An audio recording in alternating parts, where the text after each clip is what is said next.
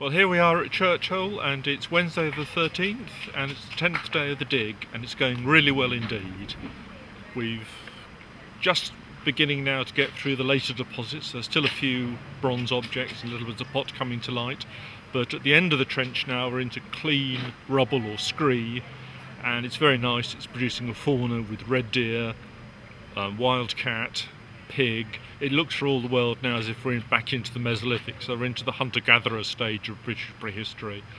And what we're really hoping now is that underneath that, if our luck holds, we're going to get back to the late Ice Age and start to find some of the late Upper Paleolithic hare hunters that will really come here to look for. Well, it's a great privilege. It's super to work at Creswell Crags. It's a series of caves I've been interested in for perhaps the last 2 decades, and I must admit I never thought in my time that I would see fresh excavations here. We get stuff that's covered in soil from the trench. We give it a wash so that we can see it better, and then obviously we can then sort of identify certain things, like if there's the distal or proximal end of a bone, so that's the end of one of the long bones. You can often tell what animal it's come from. Things like lithics, so flint shards and stuff like that, we have to clean that up to sort of preserve it, and then we have to bag it all up, and we have to make sure there's no air in the bags whatsoever, because there could be condensation in there. Condensation gets in there, everything gets mouldy and gets ruined.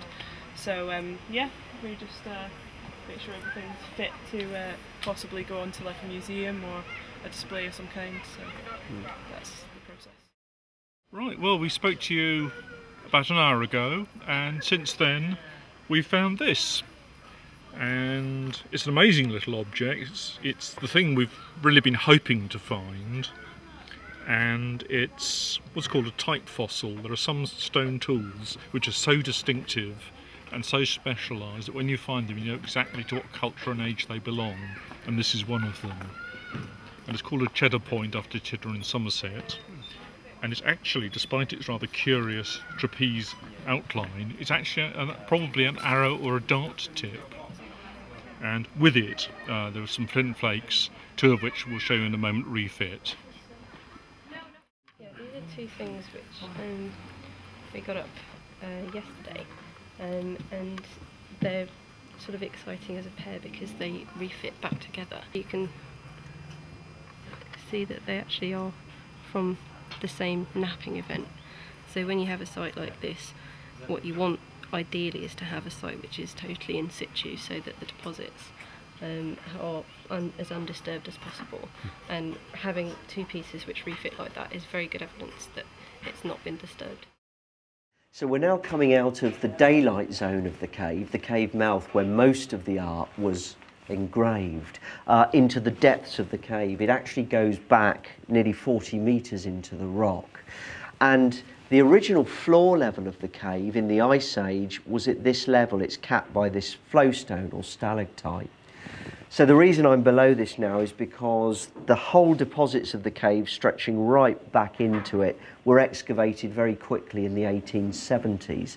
And it's this area that yielded the archaeology that Neanderthals and the cave artists left.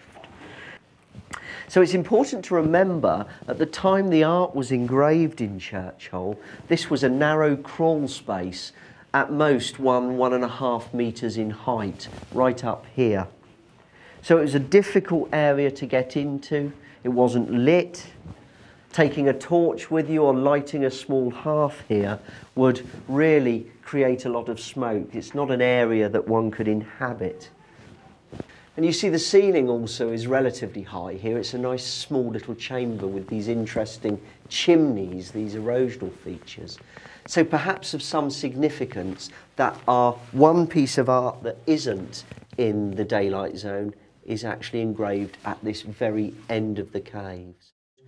And we can either interpret these as a group of long-necked birds, partial long-necked birds, or as a group of highly stylised naked human females, a very common artistic theme across Europe, or Western Europe, at this time in the Ice Age.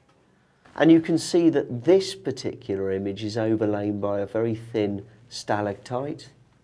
And this is the area where my colleague Alistair Pike removed that stalactite and was able to date it to about 13,000 years ago. So the stalactite formed about 13,000 years ago, demonstrating that these engravings, obviously underlying the stalactite, must be older.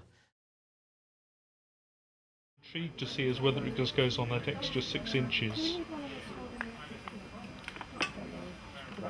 What we think we've got is, looks like what we thought was a half, and quite a limited feature. We're now thinking might be a dark occupation level, and from its depth it could be Neolithic. Is that, oh, still taking out early backfill? No. No, that's in situ, It's not in backfill. It's in situ, but it's slithering out of the caves and getting mixed in with it. So it's quite difficult to unpick the old cave. So we broke this enormous block up, and then we're now excavating what would have been shelter deposits. And just given the number of bits to go in that we've found roof styles on, it extends at least until the edge. And I suspect I've touched them all. but that's very much that block. That's good, eh? That's only fallen a few inches. So look how, you know, we've got 4 feet. Think about that and what they had capacity for the church hole there was only 3 or 4 feet. Do you want to tag in it or I'm not? hoping there'll be engravings on it. Instead of there looking Very quickly. So that deposit there is so that's going to be sort of oval. Yeah, we think this is early Holocene. And as you go down, you hit major boulder collapse. I think it's probably younger Dryas.